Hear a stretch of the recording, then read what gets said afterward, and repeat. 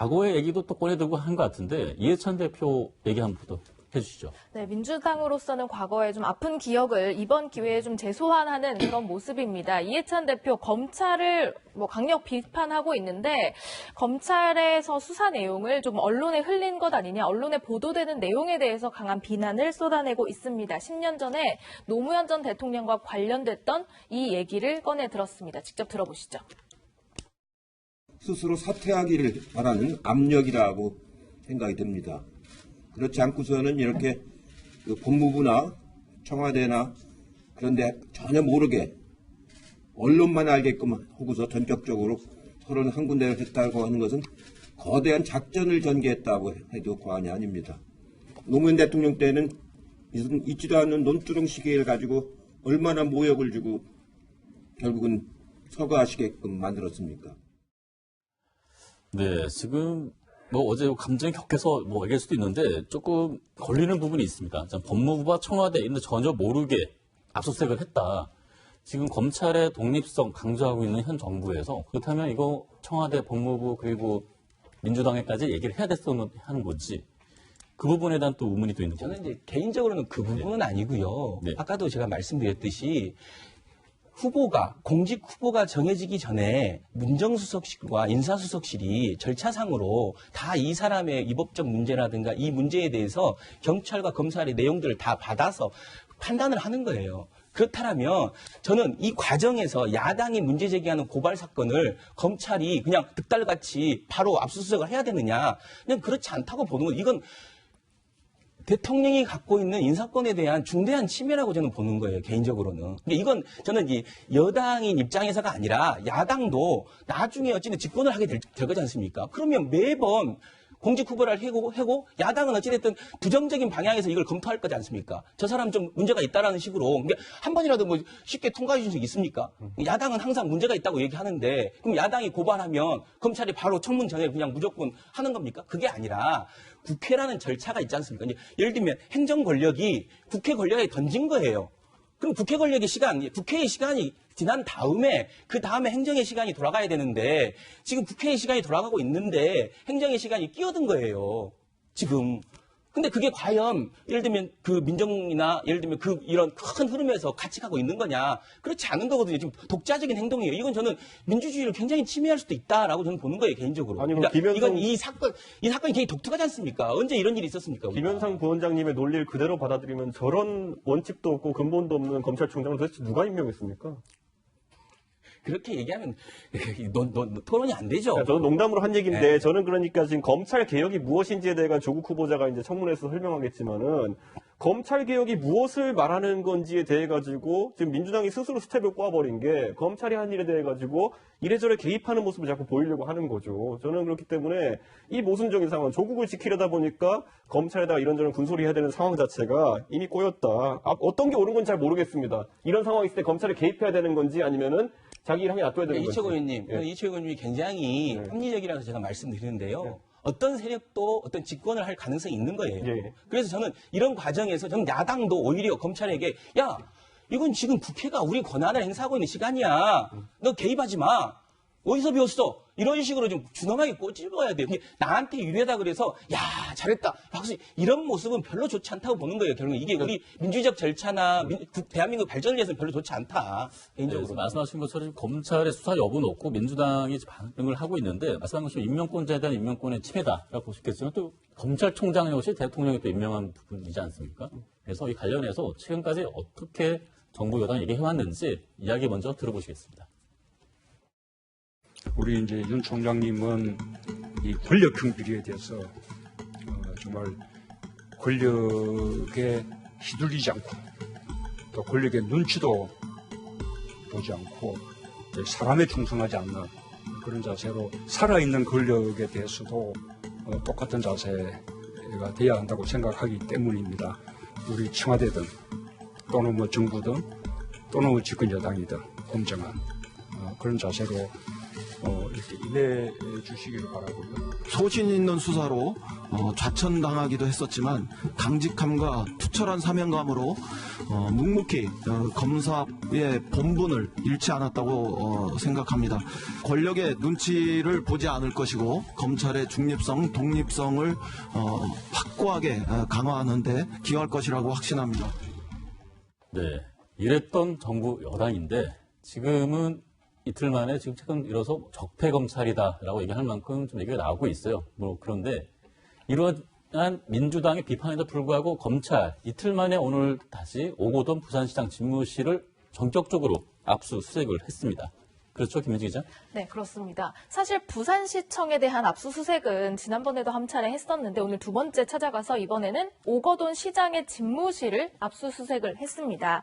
말씀하신 대로 오거돈 시장은 부산의료원장의 노환중 교수를 임명한 사람이잖아요. 그런데 그 노환중 교수는 지도교수로 있을 때 어떤 그 조국 후보자의 딸에게 뭐 6학기 내리 장학금을 줘서 또 화제에 올랐던 인물이기도 하고 또 대통령 주치의에 본인이 뭐 큰 역할을 했다라는 내용의 문건이 또 새로 발견되면서 뭔가 조국 후보자와 관련된 인물로 지금 주목을 받고 있는 사람이기 때문에 이번 검찰의 오거돈 시장 집무실 압수수색이 더욱더 주목을 받고 있습니다.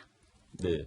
지금 말씀하신 노환중 의료원장도 지금 출국 금지가 된 상황이고요. 지금 오거돈 부산시장 같은 경우는 지금 해외 출장 중입니다. 그러니까 사실상 집무실 비어있는 상황에서 들어가서 압수수색이 진행됐는데 이 상황에 대해서 오거돈 시장 오늘 압수수색 소식을 듣고 SNS에 이렇게 얘기를 올렸습니다. 명명백백하게 진실이 밝혀질 것이다.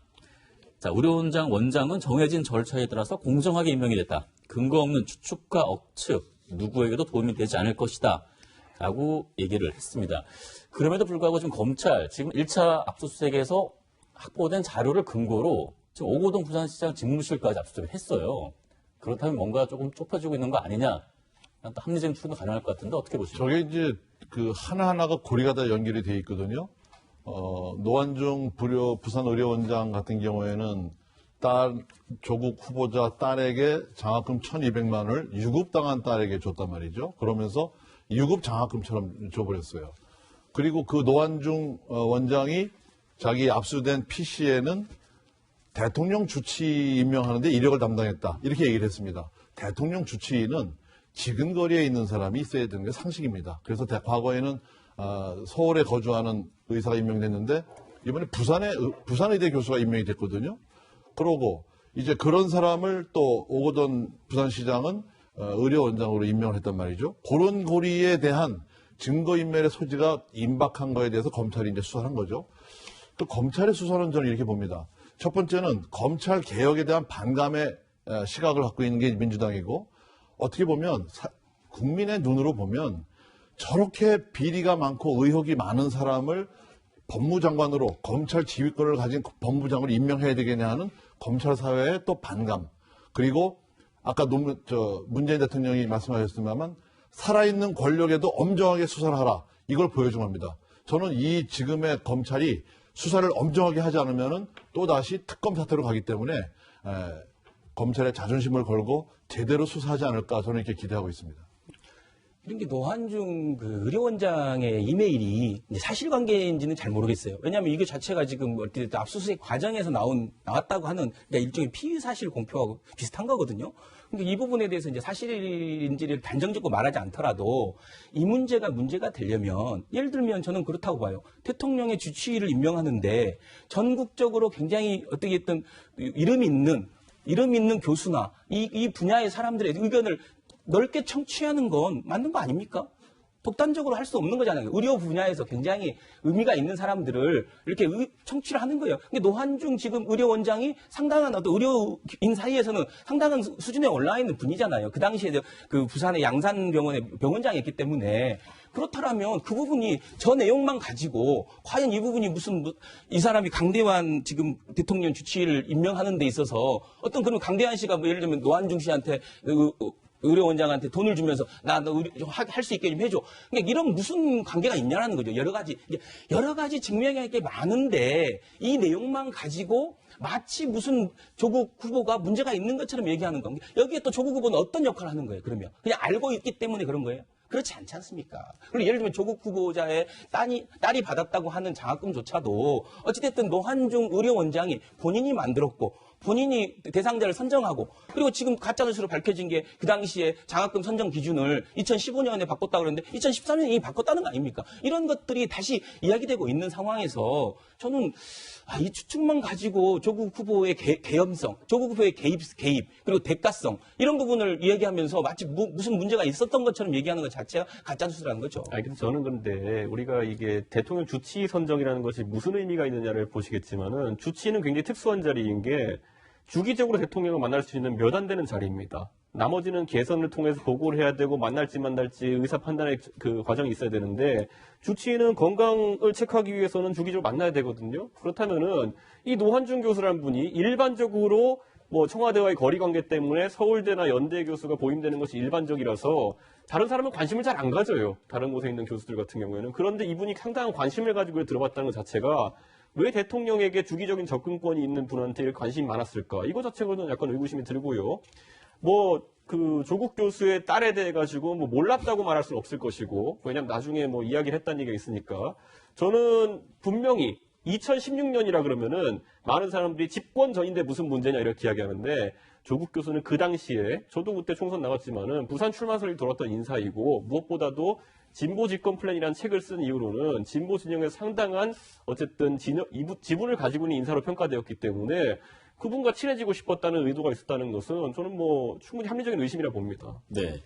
자, 일단 이번 사건에 대해서는 지금 6학기 연속으로 장학금을 본 게 과연 이 장학금 자체가 뇌물이냐 여부, 그리고 지금 부산의료원장 임명 과정에서 청탁이 있었느냐, 이게 핵심인데 이건 검찰이 앞으로 밝혀낼 부분이고요.